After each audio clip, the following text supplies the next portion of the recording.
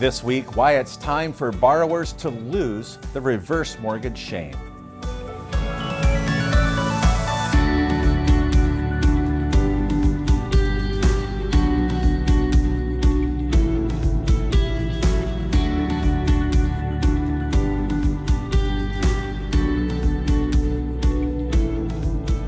Welcome back to the Industry Leader Update. Shame, shame, shame. Now, that's unfortunately what some reverse mortgage borrowers feel after they've taken a loan. In some cases, even several times having refinanced a previous reverse mortgage.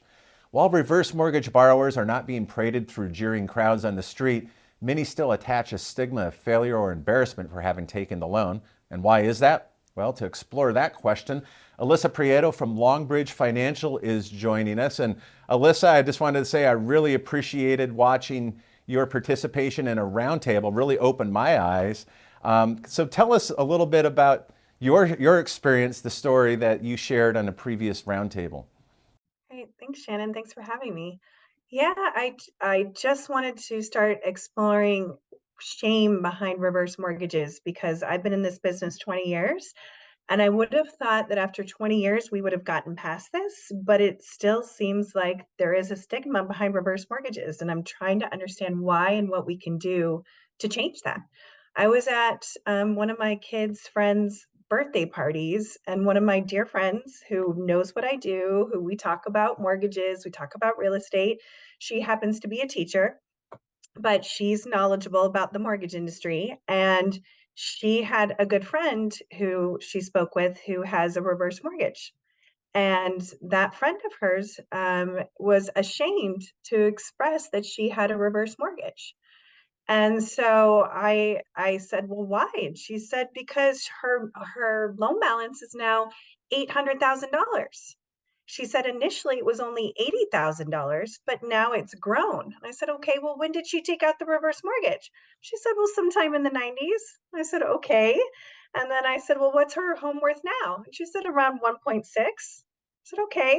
So she hasn't made a reverse mortgage payment since the 90s, and she still has, let's see if it's $800,000 worth of equity within the home. So how is that not a good situation? But all my friend could see was that she initially had a loan balance of 80,000 and now it's 800,000. And so we explored the conversation. I was not going to let it go because I'm like, you were my friend and you need to understand that this is a good product. Because if you, being my good friend, don't understand that it's a good product, then what do other people think? So I asked her a couple more leading questions. What was happening back in the 90s? Why did she decide to obtain a reverse mortgage? And she expressed that she could no longer work and that she had to go out on disability and that the she didn't have enough money to make her mortgage payment at the time.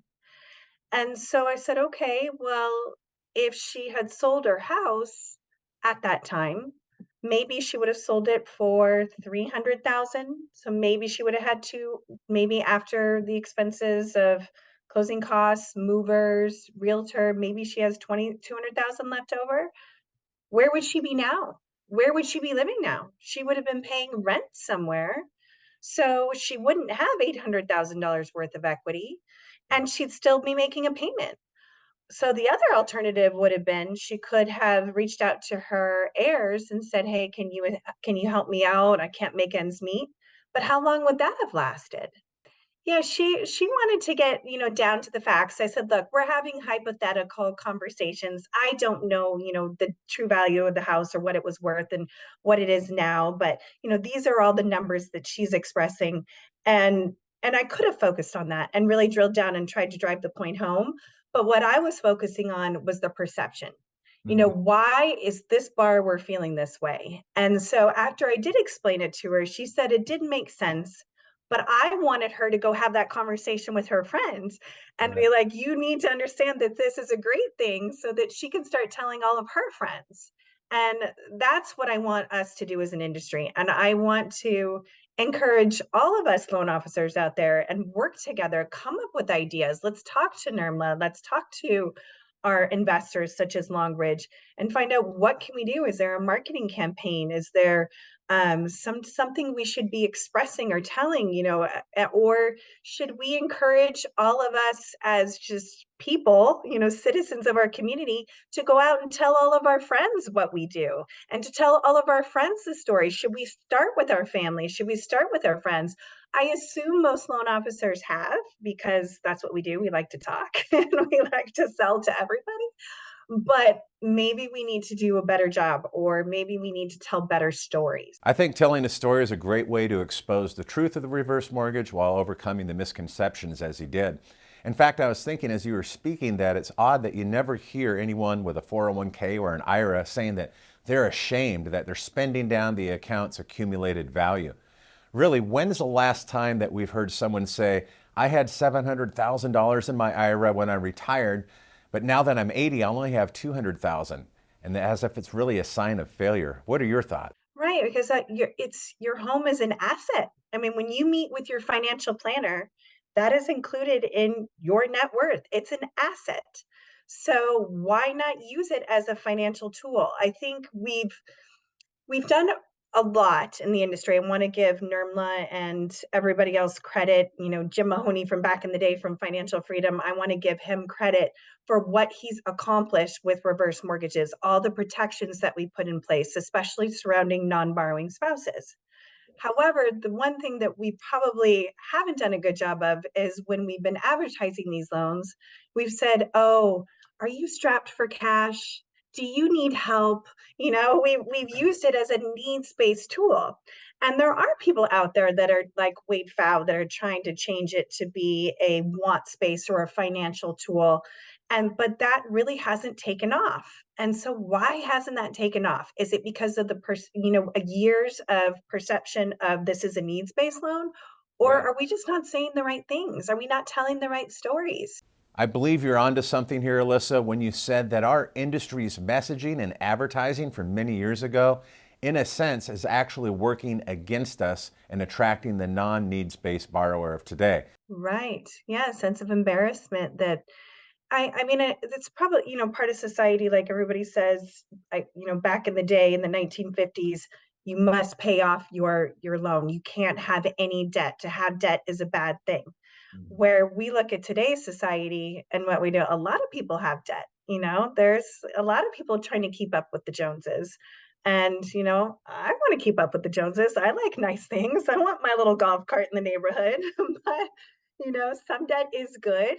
But, it's I would say that I want to tell all my friends that a reverse mortgage is an option, because we don't know what's going to happen in the future. We don't know if we're going to have cancer and if our insurance is going to cover that treatment plan. Maybe they don't. And so you need to dip into your savings account. Wouldn't it be nice knowing that you have another option once you turn 62? And that person should never feel ashamed tapping into their assets. That's why you put money into your house. That's why you buy a house. You're investing in a house to build an asset, just like you're investing in a 401k or you're investing in stocks and bonds. It's just another asset. So I guess you could argue that I don't tell people, oh, hey, I just pulled from my stock today. But I do tell them when I pulled from a stock and I made a ton of money, like if I bought Apple when it was low and now selling when it's high, I might tell people, I might gloat. So why not gloat and be like, hey, I bought my house for this and now I'm doing a reverse mortgage and pulling out this and here's what I'm doing. And oh, by the way, I got a relock, a reverse mortgage line of credit, and I just sat and let it grow and now it's worth $1 million. And it won't be frozen or reduced when the home values fall. That's certainly a risk that we see in the HELOC. Right, right. In today's market where it's very tumultuous and unknown, uncertain times, it's important to point that out, because in 2008, you wished you had a reverse mortgage instead of a HELOC.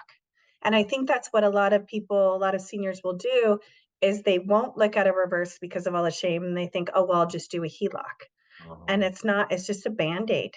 It is, and a risky one at that. Thank you, Alissa, for joining the show this week. I want to urge you, our viewers, to listen to Alissa's story again and again, and perhaps you can glean a little bit of an idea of how you would respond in a similar case.